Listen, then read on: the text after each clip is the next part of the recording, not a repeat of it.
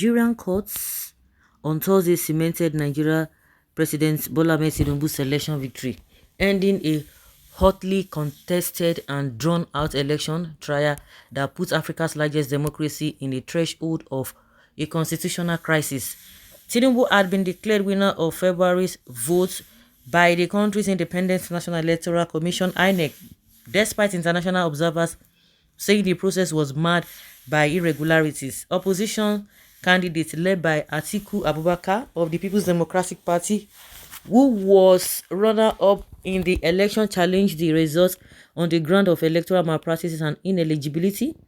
In September, the Presidential Elections Petitions Tribunal dismissed the opposition's case, prompting Abubakar's team to immediately file an appeal at Nigeria's apex courts, the final recourse on electoral issues.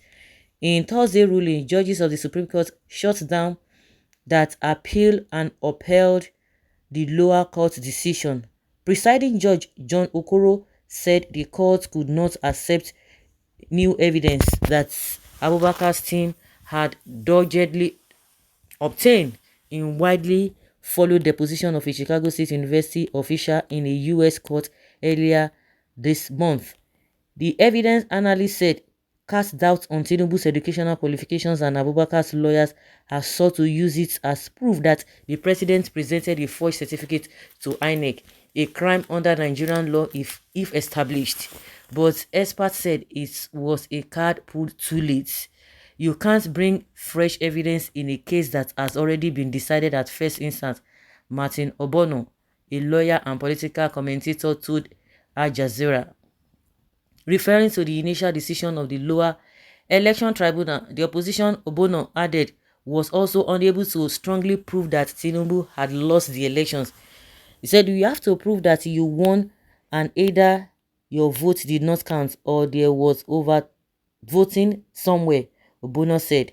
"That is the only way that elections have been upturned in Nigeria, not through these technical issues." Thursday's decision was not unexpected. Nigeria's Supreme Court has never overturned a presidential election result in the country's 6 decades history, but with thousands of Nigerians avidly following the case of President Tinubu's missing credentials, enthralled by the drama it invoked, the case appeared close to being a first. President Tinubu's political career has long been marred in controversy. Inconsistency in his credentials were first spotted after he became governor in Lagos in 1999. In a Supreme Court hearing in 2002, Tinubu's team blamed the discrepancies in a clerical error and invoked his immunity as governor from prosecution. Following his exit from the governor's office in 2007, the noise died down while his political standing blossomed, but claims about Tinubu's eligibility resurfaced last year as he announced that he will run for president. Some allege that he has adopted someone else's identity. Numerous allegations of corruption during and after his two-term governorship, as well as questions around the true source of his wealth, which some tie to narcotics, have also been raised.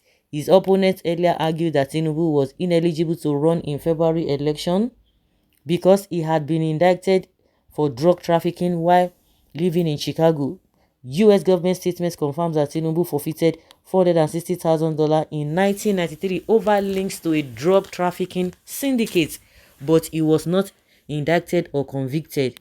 It was not originally part of the appeal, but following the election tribunal's decision last month to discuss the opposition's malpractice claim, Abubakar, a former vice president, filed a lawsuit in Chicago to get the Chicago State University, where Tinubu claimed to have received a degree, to release original copies of Tinubu's diploma and other documents from its archive. CSU Registrar Caleb Westberg, in a hearing, confirmed that Tinubu attended his institution between 1977 and 1979. However, Westberg said the school could not authenticate or divorce the certificate Tinubu submitted to INEC.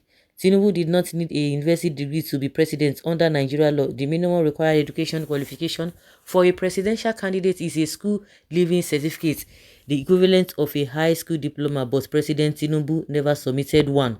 Under Nigeria law, the Supreme Court's decision is final and cannot be overturned. Hours after the ruling, President Tinubu hailed the decision as a victory, saying it strengthens his resolve to do more. But opposition parties are unsurprisingly not happy. Supporters of Peter Obi, the Labour Party candidates who had garnered a huge following among Nigerians young, but who came third after the vote count in February, had accused the top court of not taking enough time to come up with a judgment date even before the decision was announced. Tinubu is not my president, one supporter posted on Twitter after the ruling. Abubakar's PDP, in a statement late Thursday, said it was disappointed and gravely concerned with the reasoning of the Supreme Court. Kalu, a lawyer in Abubakar's camp, told Al Jazeera earlier that his team would not take further action. The Supreme Court is the highest court of law in Nigeria and its judgment is final, Kalu had said. Anyone not satisfied with it will live with it. Neither Abubakar nor Obi have personally reacted to the court judgments. Both opposition candidates are likely to challenge President Tinubu again in the next election due in 2027, Obono said. With the election case decidedly put to rest, President Tinubu faces another overgrowing challenge, a worsening economic outlook. Since he took office in May, the Naira has dipped to historic level. Despite biting economic reforms Tinubu announced on the first day of his presidency, fuel prices skyrocketed after a subsidy was removed. Despite Nigeria being a major oil producer, food prices too have soared, reaching a peak not since seen in 2007, according to the World Bank. This called from Al Jazeera. Ló bá tán.